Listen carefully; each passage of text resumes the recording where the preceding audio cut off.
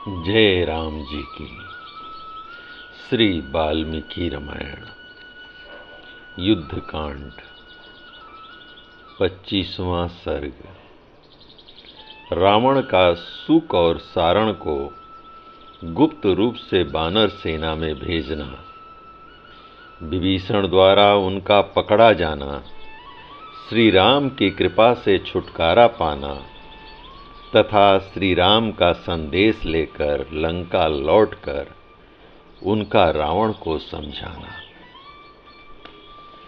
दशरथ नंदन भगवान श्री राम जब सेना सहित समुद्र पार कर चुके, तब श्रीमान रावण ने अपने दोनों मंत्री सुक और सारण से कहा, यद्यपि समुद्र को पार करना अत्यंत कठिन था, तो भी सारी बानर सेना उसे लांघ कर इस पार चली आई।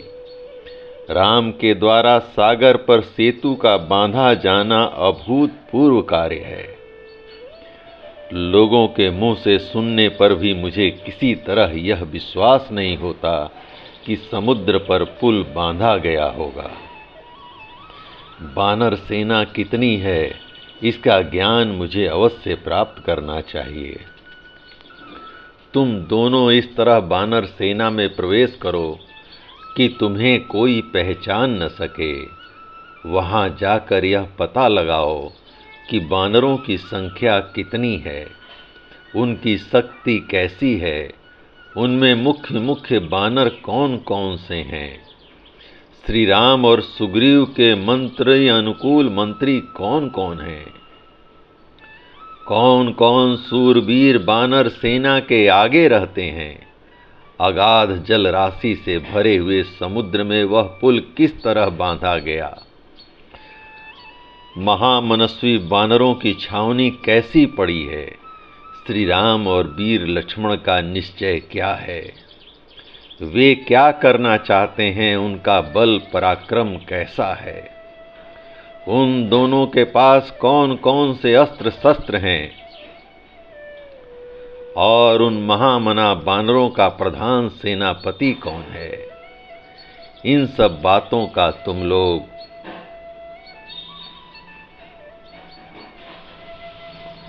ठीक ठीक जानकारी प्राप्त करो और सबका यथार्थ ज्ञान हो जाने पर शीघ्र लौट आओ। ऐसा आदेश पाकर दोनों वीर राक्षस सूक और सारण बानर रूप धारण करके उस बानरी सेना में घुस गए। बानरों की वह सेना कितनी है यह गिनना तो दूर रहा, मन से उसका अंदाज लगाना भी असंभव था। उस अपार सेना को देखकर रोंगटे खड़े हो जाते थे।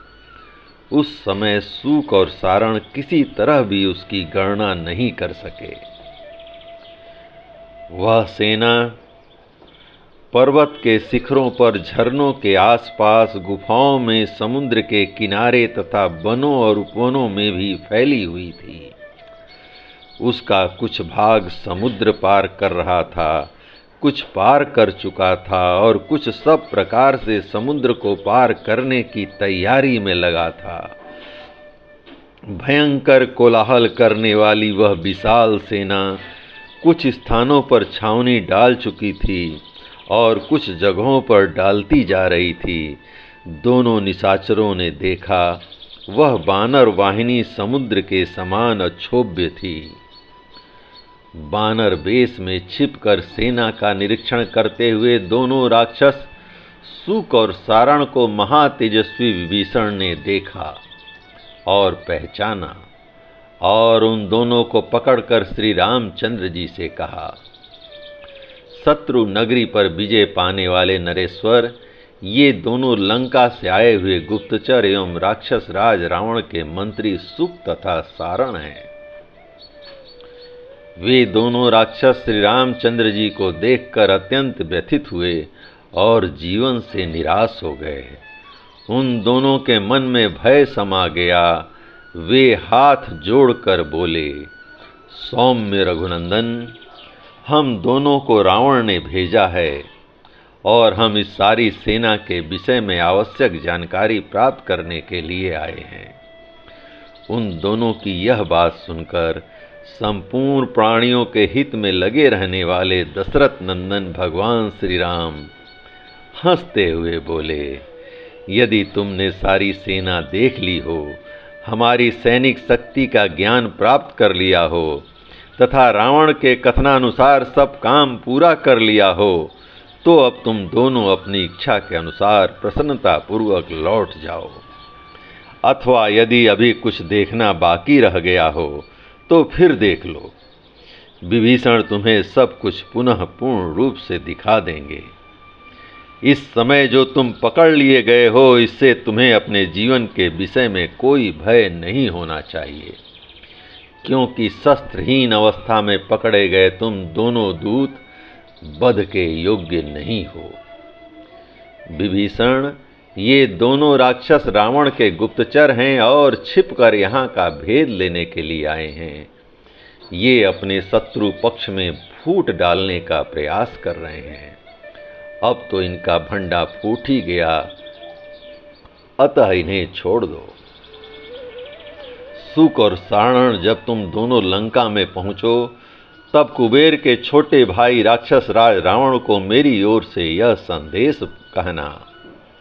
रावण, जिस बल के भरोसे तुमने मेरी सीता का अपहरण किया है, उसे अब सेना और बंधु जनों सहित आकर इच्छानुसार दिखाओ।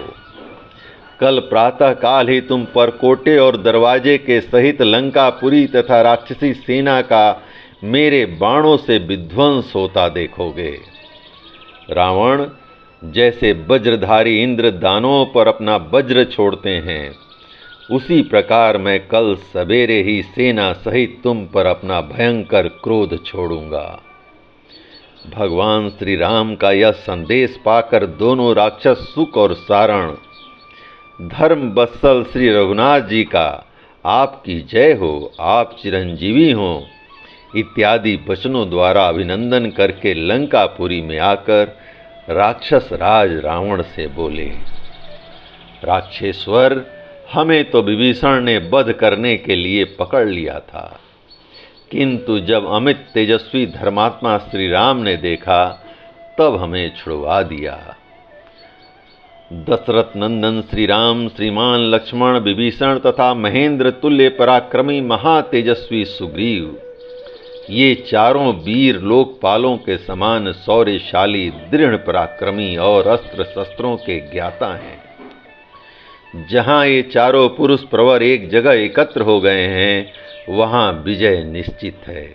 और सब बानर अलग रहें तो भी ये चार ही परकोटे और दरवाजों सहित सारी लंकापुरी को उखाड़ कर फेंक सकते हैं। श्री रामचंद्र जी का जैसा रूप है और जैसे उनके अस्त्र शस्त्र हैं, उनसे तो यही मालूम होता है कि वे अकेले ही सारी लंकापुरी का वध कर डालेंगे, भले ही वे बाकी तीन वीर भी बैठे ही रहें। महाराज श्री राम, लक्ष्मण और सुग्रीव से सुरक्षित वह बानरों की सेना तो समस्त देवताओं और असुरों के लिए भी अत्यंत दुर्जय है। महामनस्वी बानर इस समय युद्ध करने के लिए उत्सुक हैं। उनकी सेना के सभी वीर योद्धा बड़े प्रसन्न हैं, अतः उनके साथ विरोध करने से आपको कोई लाभ नहीं होगा। इसलिए संधि कर लीजिए और श्री रामचंद्र जी की सेवा में सीता जी को लौटा दीजिए। जय राम जी की। इस प्रकार वाल्मीकि निर्मित आर्ष रामायण आदि काव्य के युद्ध कांड का 25वां सर्ग प्रभु श्री राम की कृपा से पूर्ण हुआ। जय राम जी की।